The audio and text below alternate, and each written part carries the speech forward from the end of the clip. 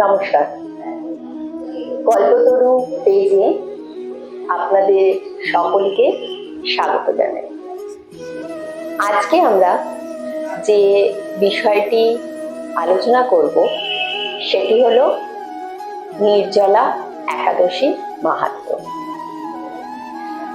জ্যৈষ্ঠ মাসে শুক্লপক্ষে যে একাদশী তিথি পালন করা হয়ে থাকে সেটি হলো নির্জলা একাদশী তিথি। নির্জলা শব্দের অর্থ হলো খাঁটি, বিশুদ্ধ, মরুপ্রান্তর, নানাবিধ রস, এরকম আরো 15টি শব্দ দিয়ে এটিকে প্রকাশ করা যায়। বিশেষ অর্থে বলতে গেলে যে একাদশী দেবী তার কৃপাপাত্রর মনে বিশুদ্ধতা এনে তার পবিত্র সত্তাকে জাগিয়ে তুলে সঠিক পথে চালনা করে এবং শেষে মুক্তি প্রদান করে, তিনি হলেন শ্রী শ্রী নির্জলা একাদশী দেবী। পৌরাণিক কাহিনী থেকে জানা যায়, সত্যবতী নন্দন ব্যাসদেব বায়ুপুত্র ভীমসেনকে এই একাদশী ব্রত পালন করতে বলেন, কারণ কুন্তী, দ্রৌপদী সহ রাজপরিবারের সকলেই একাদশী ব্রত পালন করতেন। শুধুমাত্র অতিরিক্ত ক্ষুধার জন্য ভীমসেন এই ব্রত বা উপবাস মানতে চাইতেন না।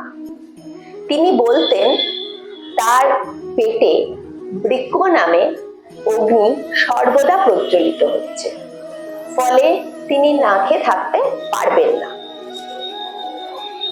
তখনই ব্যাসদেব অভয় দিয়ে তাকে বলেন যে যদি তিনি শাস্ত্রবিধি মেনে একাগ্র চিত্তে নির্জলা থেকে এই একাদশী ব্রত পালন করেন, তবে সবকটি একাদশীর পালনের যে ফল তিনি তা লাভ করবেন।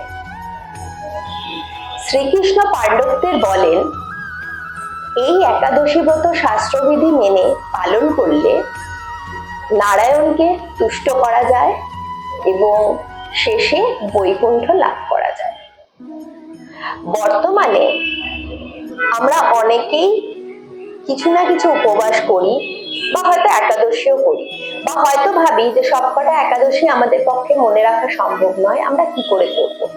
কিন্তু নিজেদের স্বার্থে, নিজেদের ভালো কিছু স্বার্থে আমাদের কিছু কিছু জিনিস করা খুব প্রয়োজন। সেই উদ্দেশ্যে নিজের মনকে বিশুদ্ধ করবার জন্য, বিশুদ্ধ পথে চালিত করার জন্য এই একাদশী যেমন ফল প্রদান করবে, তেমন বাকি একাদশীর ফলও এই একটি একাদশী আপনাকে দিতে পারে। এই একাদশী ব্রতটি পালন করে যদি আমরা সবকটি একাদশীর ফল পেতে পারি, তাতে আমরা লাভবান বা লাভবিত হতে পারি। আশা করি আজকের এই আলোচনাটা আপনাদের ভালো লেগেছে। আপনাদের আশীর্বাদ এবং ভালোবাসা আমাদের একান্ত কাম্য। সাথে এই পেজটিকে ফলো করবেন এবং চ্যানেলটিকে লাইক, শেয়ার, সাবস্ক্রাইব অবশ্যই করবেন। আগামী দিনে নতুন বিষয়, নতুন একাদশী, তার মাহাত্ম্য নিয়ে আপনাদের সামনে আসবে। আজকে